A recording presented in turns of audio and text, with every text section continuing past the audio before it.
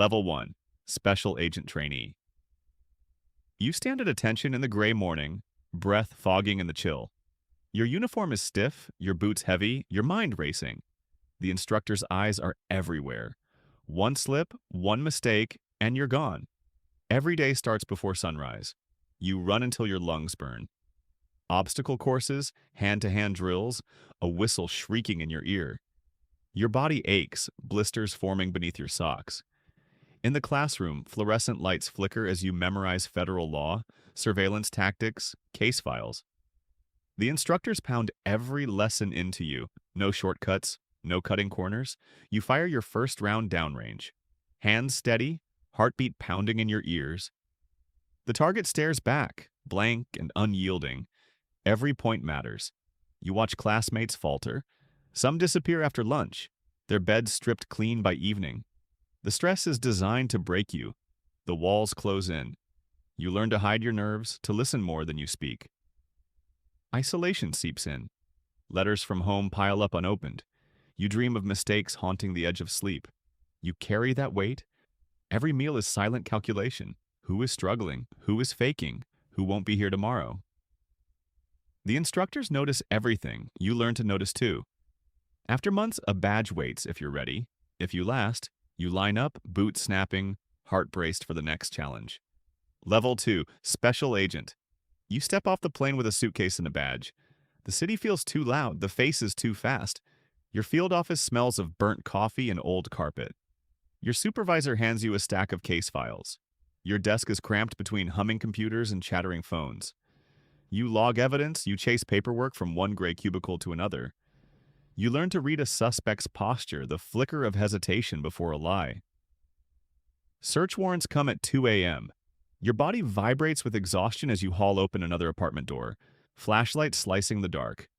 You keep your voice calm while adrenaline needles your veins. The interviews are long, sometimes combative. You stare into tired eyes across metal tables. You watch hands, mouths, pupils. Sometimes you see fear, sometimes defiance, sometimes nothing at all.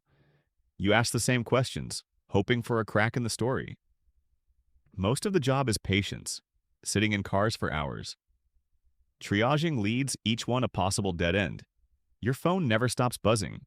Holidays blur into late-night stakeouts. Family birthdays missed. You tell yourself it's for a reason. The pressure builds. A threat tip comes in. Your team moves fast. You forget to eat, to sleep. Everything feels high stakes because it is.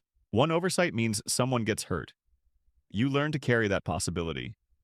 Another case folder slides across your desk. The phone rings again. Your supervisor waits. Level 3, Senior Special Agent. You move to a new office farther from the door. The chair is better, but the files get thicker. You unlock bigger cases now, organized rings, high-dollar schemes, threats that ripple across states. The stakes grow teeth. You brief agents who are younger, less steady. Their hands shake when you hand out assignments. You remember that feeling. You see yourself in their nerves. You lead small teams through long nights and cold dawns. Every decision lands on you. Every mistake circles back. You sit in tense meetings with other agencies. Bad coffee. Tighter security. No one wants to share, but everyone needs answers.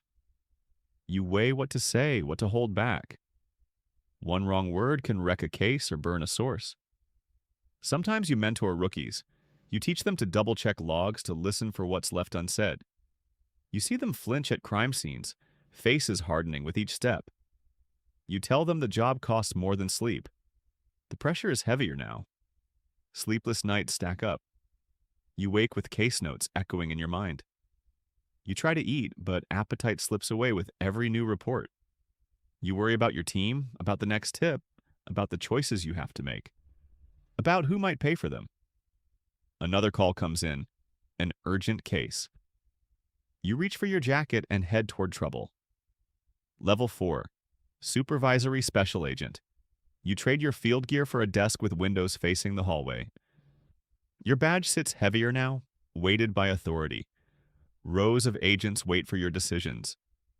They bring you folders, questions, headaches. You set priorities before sunrise. You shuffle assignments like a dealer with too many cards. You see patterns where others miss chaos. You draw lines on whiteboards, red string snaking between mugshots and addresses. Every lead is another deadline. Every mistake is yours to answer for. You coordinate with task forces from other cities. Phone calls stack like bricks. Each voice wants answers, wants resources you do not have. You say no more than yes. There is never enough time or people. You sit in meetings with upper management.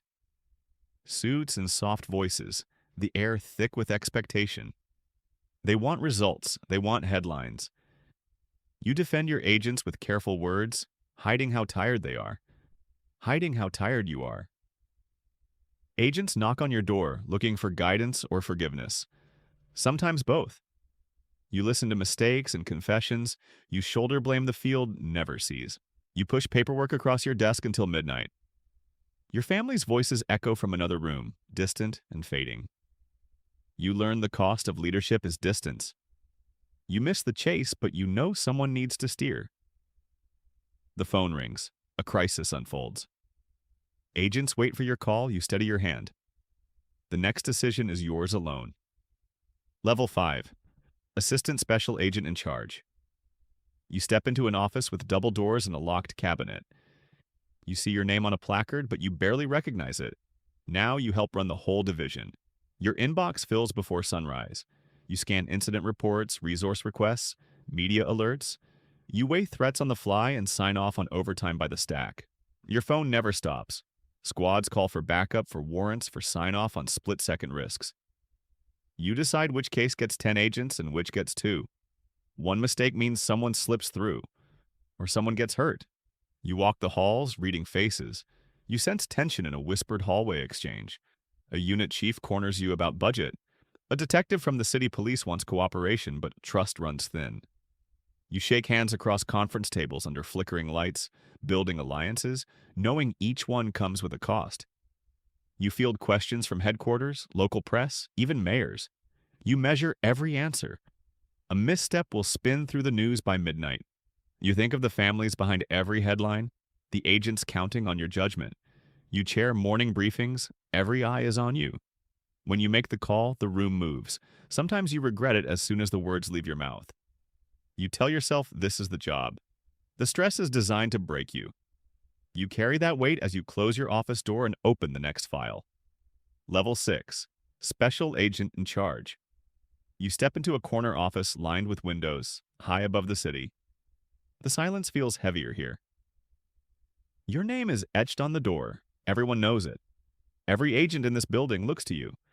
You oversee more than 100 people. Some you know by name, most only by case file. The field office is a living organism, always moving, never sleeping. You set priorities, shape investigations, decide who chases which lead and when to pull back.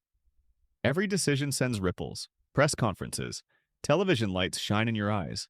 Microphones crowd your face as you read statements about raids and fugitives. The public sees composure.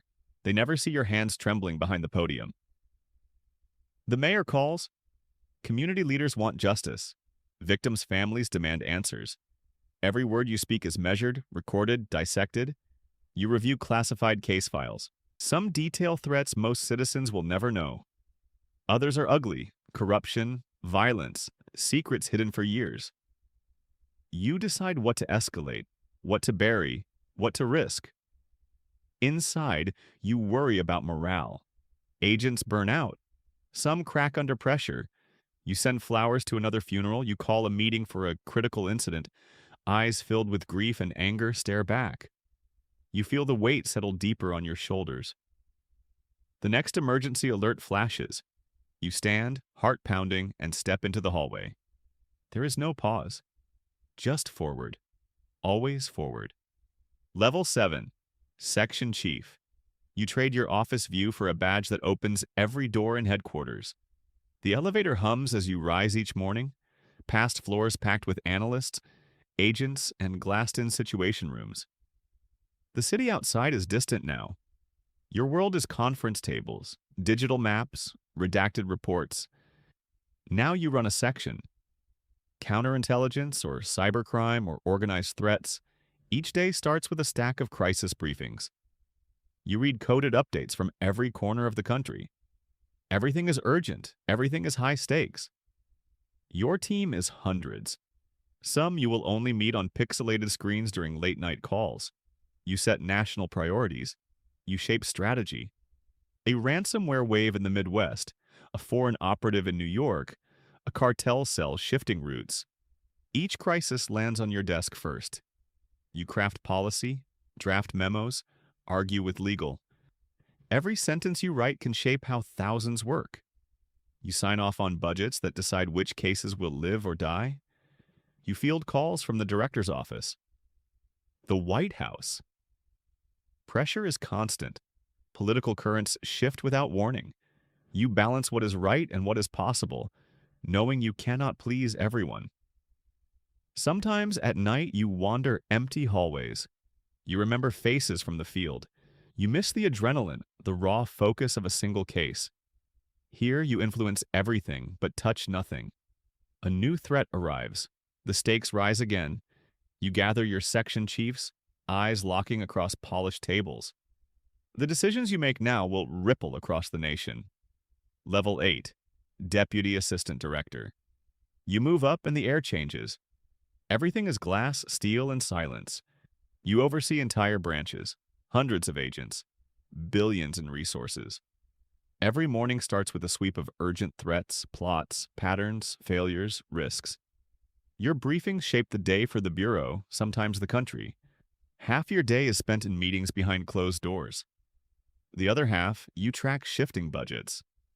What you choose to fund may decide if a cyber cell is caught or slips through. There is never enough. Never enough money. Never enough people. Never enough time. You sign authorizations for operations you will never see firsthand. You approve surveillance, deployments, crisis plans. Each signature is a promise and sometimes a gamble. You sit with top leadership. Sometimes it is the director. Sometimes it is the Secretary of Homeland Security or Congress itself. You explain why a case went wrong, why resources were spent, why risks were taken. Every answer is dissected. One careless phrase can spark scandal or alter national policy. Your personal life shrinks to a shadow. You miss birthdays, anniversaries, even funerals. You learn to sleep in 3-hour fragments, phone on your chest, waiting for a call that could upend everything. You wonder how much you've sacrificed, how much more you will. The next crisis is already forming, and you are the line between chaos and control. Level 9, Assistant Director. You command an entire directorate.